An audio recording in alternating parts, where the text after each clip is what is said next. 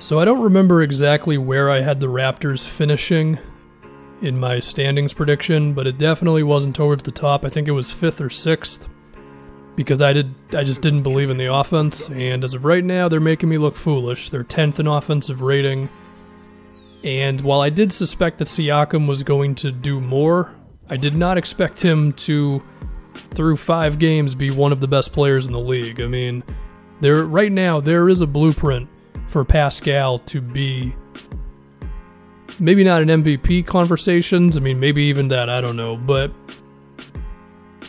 being maybe like a top 13, 14 player. I mean, for one, we look at the shooting, like he's taken threes at the top of the key with defenders in his face. I mean, the guy who used to only attempt them when he was wide open in the corner, and even then he'd have to think about it for a second, is launching threes with not much thought going into it, and it's working so far.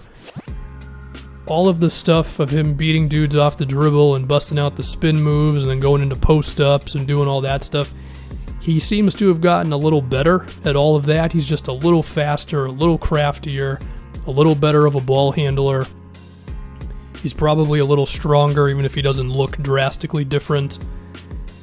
And teams just can't defend this guy as of right now. I mean, he's kind of too fast for bigs, and he's too physical for wings. So he is a tough cover at the moment. And of course, he's still a terror in transition and off the ball and all that. And then defensively, Siakam is really good as well. And this team is great defensively, which I did think would happen. But, you know, I was still, up to this point, I was wrong about what this team looks like.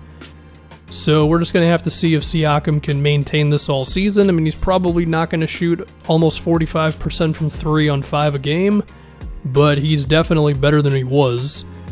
And it's crazy. The dude just keeps getting better. You know, it's really wild. The dude's having like a my career trajectory right now where he just comes in and, you know, he just gets better at stuff.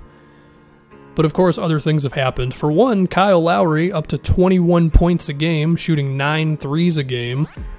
I mean, you compare this to the last couple of seasons where his shot attempts were just going down. I mean, you know, last year he shot 7 threes a game. The percentages were worse, but it seems like we're back to the Lowry who's just unconscious from outside. And I think that's always been kind of the make it or break it thing with him. Like, if that 3 is dropping, then I feel like it just opens up the rest of his game and he looks a lot more confident.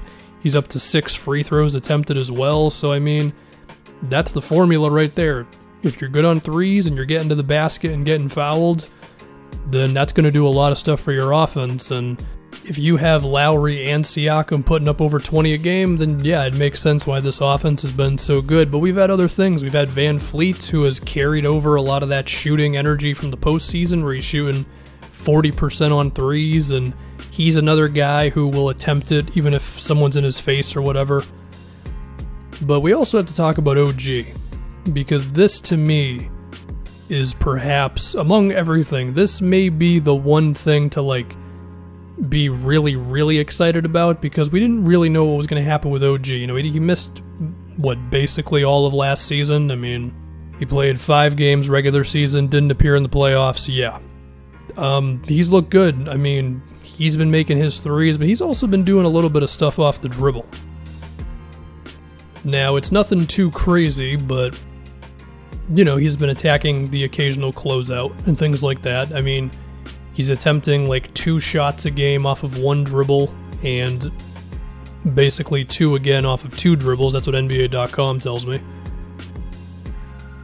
And that, combined with the fact that the threes look like an actual thing, and we already knew how good of a defender and an athlete OG could be, and he's grabbing like 7 boards a game, and this is a guy who you can play at the 3, the 4, and if you really tried hard enough, maybe at small ball center against certain teams.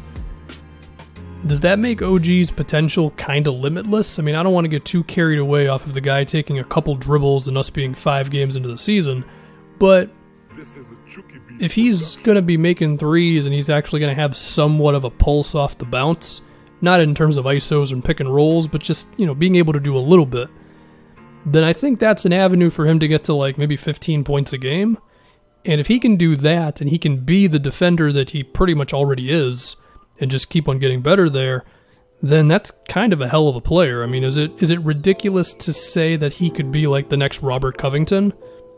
I mean, he would have to make some strides on his shooting, no doubt, but I'm just saying, you know, being maybe one of the best lower usage 3-and-D dudes in the league. I mean, listen, they both have a 7'2" wingspan and whatever else, so that's an idea. And then the rest of the roster just kind of falling into place, I guess. I mean, those are the main dudes.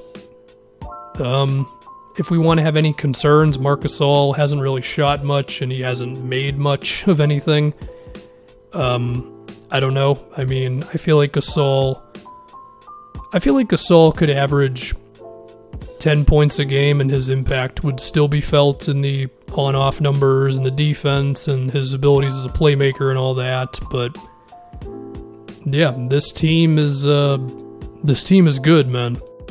And if I can get super ahead of myself, like obscenely ahead of myself, look, clearly these dudes are going to have like the heart of the champion thing going on. Siakam has ascended to something, and Milwaukee has not looked amazing out of the gate.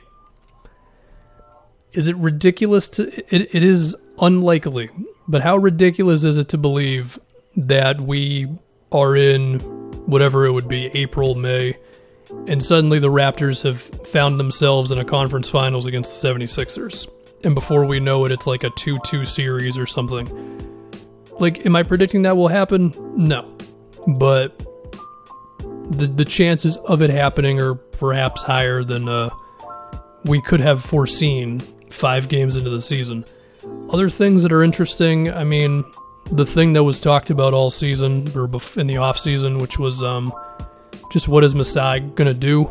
I mean, I think the re-signing of Lowry was cool because it kind of allowed you to hold on to him for one more season and probably give you another dude to entice some sort of star free agent to want to sign here. Because, of course, they are going to have cap space.